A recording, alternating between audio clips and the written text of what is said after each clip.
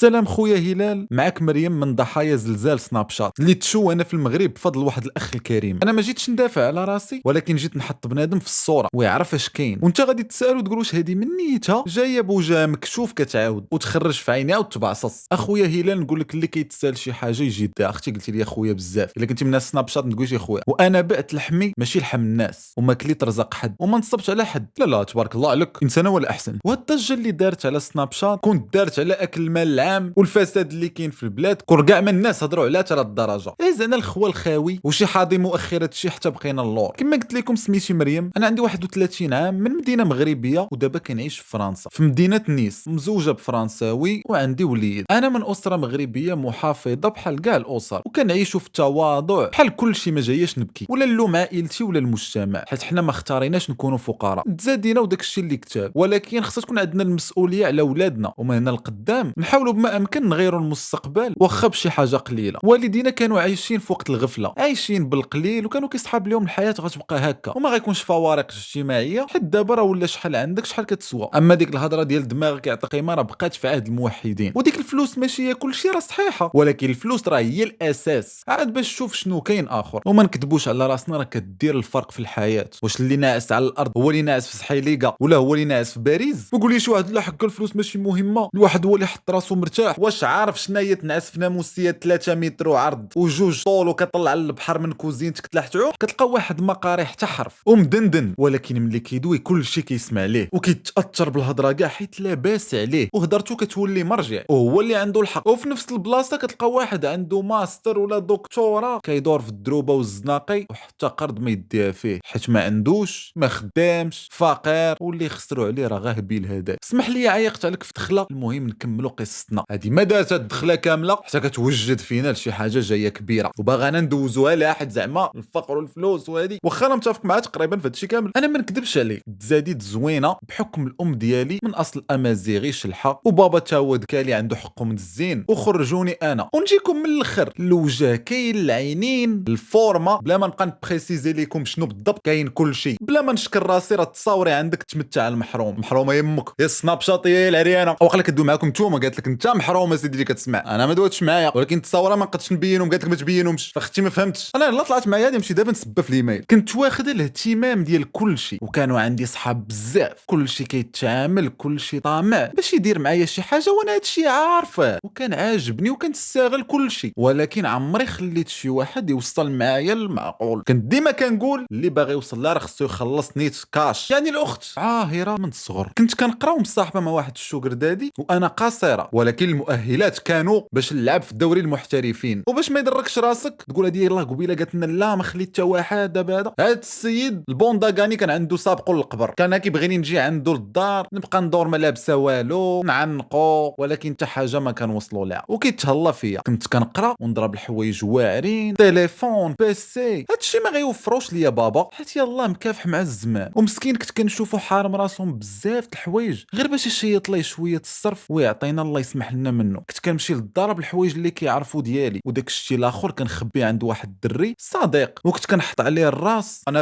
هو اللي كان كيحط لك الراس. وكنت نثق في دري ما نثقش في بنت حيت حنا البنات بيناتنا راه الحرب الاليه البارده، ما يحملوكش غير حيت كتلبسي مزيان ولا الا كطيحي الدراري اكثر منهم. وغنعطيك واحد المعلومه قولها للرجال، شي خويا البنت كدير ماكياج وتلبس وتزير على قزيبتها وتخرج الا ما بسل عليها حد وما تلوطوش عليها راه تقد تجي كايه وتبدا تبكي. الدريات عافاك جاوبونا واش هادشي بصح؟ احنا فهمنا هادشي تخربيق، حيت بالعكس مشكل كبير عند الدريات في المغرب كيتشكاو منه هو الخروج في الزنقه والدراري ما كيخليوهمش. ولكن لا حطينا هذا الموضوع ابار، تخيلي واحد النهار انت مولفه ديما كيهضروا معاك وكل شيء، واحد النهار خرجتي وكدوزي حدا الدراري وحتى واحد ما كيشوفك حتى الشوفه، تقدري توقيلا تاخذها في شكل. المهم قول لنا في كومونتير حيت الا كانت بصح راه ما نعرفوا منين نشدوكم. وقول للرجال يتعلموا يبداو يقمعوا بحال هاد المنفوخات راه ما كيسواو والو. خيره فينا ترمته خارجه منا ريحه الشمندر مع كوك الخوزيران. اختي شنو هو هاد الكوك؟ واش كان عندك فلوس كتمشي لشي بلايص فيها شي فواكه ما كنعرفوهمش؟ بقيت على هاد الحال ومع كنت كنقرا مزيان خديت الباك وخرجت للخدمه، واخا بابا كان رافضها قطعا ديال نحبس القرايه ونخدم. جربت لي سونتر دابيل وطبعا التحرش ما خطاتها بلاصه، ديما كانوا عندي امتيازات وانا اصلا الخدمه كامله دايره مبرر لدارنا باش نلقى راحتي شويه ونخرج من داك الحبس ديالو. المهم عام ديال الخدمه وليت كنشري حوايج غاليين، التليفون ديما عندي جديد الوغ كو ماشي شي صالير، وماما وليت تجيني من الاخر قالت يا اما تقول لي الحقيقيه ولا نتشكابك البواب. انا ديما كنكر حتى لواحد النهار غتجي عندنا جارتنا وبدات على الوالده باللي بنتك كتخرج للزناقي باش تعيش، وانا خويا كنمشي لواحد البار بالليل، منا كنشط منا كندير ساعات اضافيه في العمل، هادشي باش قادره نعيش الحياه الجديده وطوموبيل ومنا نجمع شويه الفلوس. هاد جارتنا سميتها جمعه، وديك بنت جمعه كانت شافتني شي نهار في داك البار وقالتها لما، ومع عمها من صحاب الدعوه والتبليغ وصلاتها للوالده سخونه. بابا ساق الخبار وهو عيط ليا باش نجي عنده للدار، بحكم كنت كنمشي غير مره السبت والحد، حيت كريت واستقريت بعدت عليهم بوحدي. جيت للدار مع دخلت مع با ضربني بواحد الصاليه، وهذه اول مره غيحط عليا سبني، بدا كيغوت وعمري شوف ديك الحاله. ما عجبنيش دارنا يسيقوا خباري، وما عجبنيش الحال نحسس الاب ديالي باللي بنته ولات عاهره في عينين الناس. خرجت من الدار، مشيت لداري بقيت نبكي ونشرب، وفي الصباح رجعت لحياتي العاديه. مشيت للخدمه حتى تلاقيت بصاحبتي سلوى، كانت فايت دوات ليا قبل على هذا الموضوع وانا عاود جبدته معاها. قالت لي كاين واحد السيت كتقدر تلوحي فيه النودز ديالك وتخلص عليهم من عند كليان، ولا يطلبوا منك شي حاجه اخرى ديريها لهم زعما سبيسيال وكتكون بخلاص زايد. ودارت لنا انا بين قوسين كتعاير فينا، قالت لك اسمعني يا بركابيه المزاليط، شوفوا البنت المغربيه شحال درويشه، طلبها على التصاور وتنوض مسكينه للطواليت بدا تصور لك، كاين اللي كيخلص الزبابل ديال الفلوس على هذا الشيء، ولكن كتبات المهم ضحكه ما تقلقوش. داك الشيء دخلت جربت، بيان سور ما كانت سهله، ولكن من زهري كنت من الناس الاولين وباقا البلاتفورم خاويه شويه، ودخلت بحثت في هذا الشيء ولعبت شويه على الماركتينغ كيفاش نجيب الناس من السوشيال ميديا. المهم غنتزرب شويه الوقت حتى لقيت راسي كنوصلها ل2 المليون في الشهر. كاين اللي غادي يسب وكاين اللي غادي يعاير، وحتى انت اخي هلال ممكن تكون عندك موقف، ولكن غير بيناتنا. تخيل نديروا لكم الدراري شي سيت وتبداو تصوروا لنا البونداغاني ديالكم تخلصوا، غادي ديروها ولا لا؟ كنسولك انت هلال ولا لا؟ راه 2 المليون في الشهر. اختي ما تحطينيش في السبوت بحال هكا، زيدي شي 2 اخرى نضربوا معاك تترمتنا ماشي مشكل. واش غادي تبقى حقا حرام ولا تضربوا 2 المليون في الشهر؟ وفكروا مزيان وجاوبوا في كومونتير. وانا كندوي معاكم نتوما، واش انا اللي تحطني بحال هكا راه حشوماش؟ هضر على راسك وغيدير ديك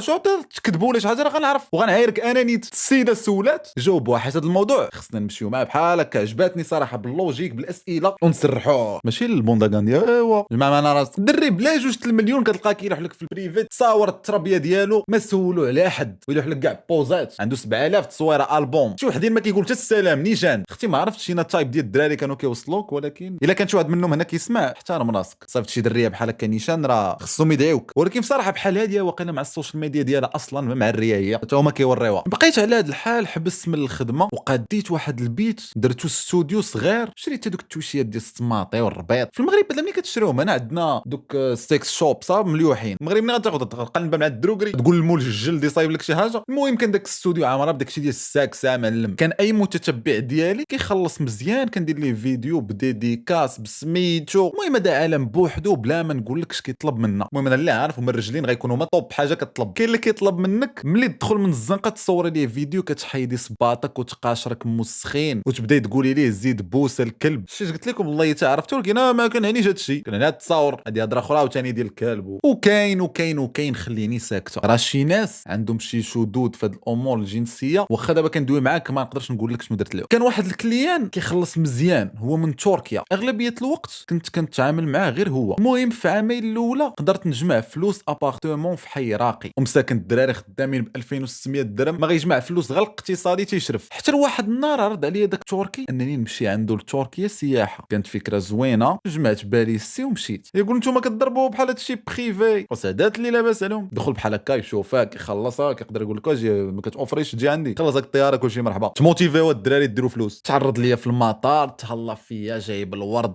ودوزت السيمانه الاولى بالخروج والدوران، حتى قال لي راه خصنا نمشيو لواحد البلاصه بعيده على انقره بشي 600 كيلومتر. مشينا، حيد ليا الباسبور ديالي وكاع الاوراق وحيد ليا التليفون. تما كنتفاجئ باللي غنولي عبده، يعني عاهرا تكوى ويتخلص هو. وها طريقه كدار بزاف من هاد الناس وهما عصابه. طلبني قال لي غتعطيني الرقم ديال باك باش نبقاو نصيفطوا ليه فلوس من الشهر للشهر. وهنا تكلخت وعطيتو النمره ديال حيت كان كيصحابني بصح بدا يصيفطوا ليه وزعما يطمئنوا باش ما يتخلاش، وهادشي كامل داخل في هادشي. ساعه ولا كيهددني بداك الشيء اللي كان كيطلب مني في السيت. دابا ماشي تصاور لايف، وإلا ما درتوش غيصيفط داك الشيء لدارنا بارطاجيه لكل شيء يشوفوا. هو كان عارف الواقع ديال المغرب وعارف هذا واحد البوان اللي يقدر يشدني منه. وهذا الشيء واقع كيعيشوه بزاف المغربيات وجزائريات وبزاف البنات من الدول العربيه. بقيت على هذا الحال ولهلا وريك اش وقع واش داز فيا داك الوقت. شحال من ليله كانوا كيشاركوني ثلاثه الرجاله في دقه، شحال من ليله نعس بالعصا، المهم تكرفس. حتى انا ما غندخلش في التفاصيل، ولكن كليت دقه وصبرت. وكيف كيقول المثل اللي لعب ما يتقلق. وكاين حتى واحد المثل اخر كيقول لك اللي عطى راه يكتبوها لك لتحت. كنا عايشين في واحد القصر في الخلا، كانوا كيجيو فيه جميع الاجناس من الناس، اوروبيين، خليجيين، افارقه، واللي كيخلص اكثر كيستغل اكثر. دفاك انا كنت عارف تركيا شبعانه مافيا بزاف د الحوايج. هذاك الشيء ديال الحريق من تما، راه الدراري اللي كيمشيو راه يعاودوا لكم شي حوايج راه ما تفهمش، عصابه ديال بصح كشي ديال الافلام، ساقول عندهم في كل شيء. بقيت على هذاك الحال حتى واحد النهار جا هذا الفرنساوي مع شي صاحبه، ومعنا كانت عندي مع الفرنسيه، عاودت ليه قصتي وباللي جيت غير سياحه هنا حتى لقيت راسي في هاد العصابه خاطفاني وكيستغلوني. كنت بقيت فيه بزاف حتى مشى في حاله وقال لي راه ما عندي دابا ما ندير، دابا نشوف. هاد العصابه كانت دايره تيد مع الناس اللي نورمالمون خصهم يديروا السلطه تما ويحبسوا هاد الشيء. يعني واخا كاع تبغي تمشي تشكا ولا هادي ممكن هاد الشيء عمره يوصل لشي حاجه. حتى لواحد النهار رجع هاد الفرنساوي وقال لي بلي اتفق مع شي عصابه باش تجي تهزني من هنا وهو اللي مخلصهم. وداك الشيء اللي كان من بعد عامين ديال الاحتجاز قد الله يخرجني من هاد الشيء. مشيت للقنصليه قاديت ورقيه من جديد ورجعت للمغرب بحالي. وهاد الشيء كامل الفرنساوي كان واقف معايا فيه، وقف حياته باش يعاونني. وهاد الفرنساوي هو اللي تزوجت به ودابا عايشين انا وياه. وبالنسبه اخويا الى داك الشيء ديال سناب شات، دابا بنات كانوا كيبيعوا داك الشيء للناس اخرين، وهاد الشيء خرج اكثر من 4 سنين هادي، وداك الشيء مخلط فيه الدول بزاف ودريات بزاف، دار شويه الضجه وحبس. حتى جا الاخ الكريم ودار واحد الاشهار مجاني وعاود ناضت الضجه. وتخيل شحال من بنت جات فيها الدقه وكلات العصا، وشحال تشوهات وحتى السمعه ديال البلاد. رغم ان الترعوين راه في العالم كامل، وبحكم انا خارجه ودايره بزاف خارج المغرب، والله الا مازال الغفله في بلادنا ومازال الحشمه ومازال عندنا واحد البورسونتاج ديال الدريه بنت الناس وهادي. اما انا اصلا ما عنديش مشكل، واخا انا خرجوا تصاوري ولكن ما كانش وجهي. اللي كيبقى فيك هو الناس اللي مازال عايشين تحت والديهم، شكون غيرحمهم وشكون غيدوزها لهم. بزاف كاين اللي ديجا تاب، كاين اللي ديجا تزوج، ما محل له من الاعراب دابا. يا اختي